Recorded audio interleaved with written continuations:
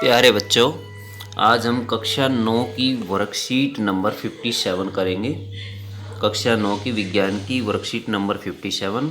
आज का टॉपिक है बच्चों गुरुत्वाकर्षण से संबंधित गुरुत्वीय बल के प्रभाव में गति।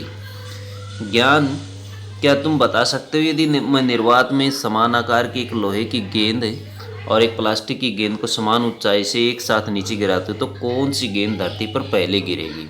दीदी, मेरे अनुमान से लोहे की गेंद का द्रव्यमान अधिक होने की वजह से वह प्लास्टिक की गेंद से भारी है, अतः लोहे की गेंद पहले गिरेगी।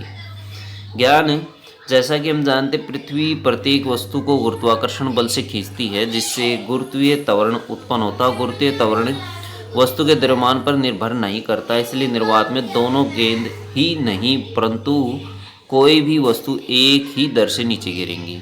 तो दोनों ही गेंद समान दर से गिरेंगी निर्वात के अंदर, क्योंकि निर्वात में वायु उपस्थित नहीं होती, कुछ भी उपस्थित नहीं होता, जिसकी वजह से दोनों समान दर से गिरेंगी।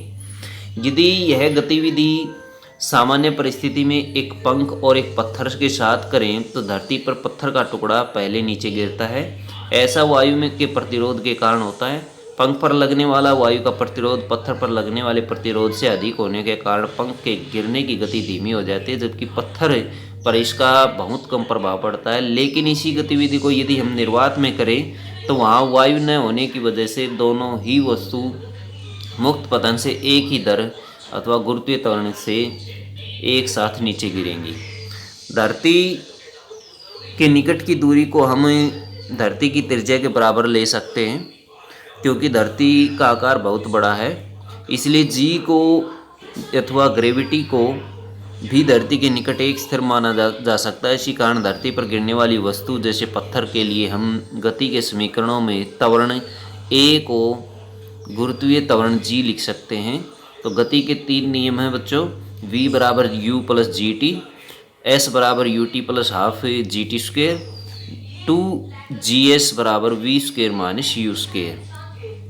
जब पत्थर को ऊपर उछाला जाता है तब g को माइनस जी लिया जाएगा, क्योंकि पत्थर की गति गुरुत्वाकर्षण बल के कारण विपरीत है। और जब पत्थर नीचे गिरता है तो g को प्लस जी लिया जाएगा, क्योंकि पत्थर की गति गुरुत्वाकर्षण बल की दिशा में है। स्वयं को जांचिए, कागज के टुकड़े और लोहे की मोटी कील को निर्वात में समान ऊंचाई से गिराने पर कौन पहले धरती पर पहुंचेगा और गिरेगा? कारण स्पष्ट कीजिए। इनमें से कोई भी पहले नहीं गिरेगा, दोनों एक समान दर से गिरेंगे, क्योंकि निर्वात में वायु उपस्थित नहीं होती, जिसकी वजह से प्रतिरोध नहीं लगता। क्वेश्चन नंबर 2, यदि हम किसी बॉल को ऊपर उछाले तो गुरुत्वीय त्वरण जी को माइनस जी क्यों लिया जाता है? क्योंकि ये गुरुत्वाकर्षण बल की विपरीत दिशा में गति करता है, इसलिए इसको माइनस जी लिया जाता है।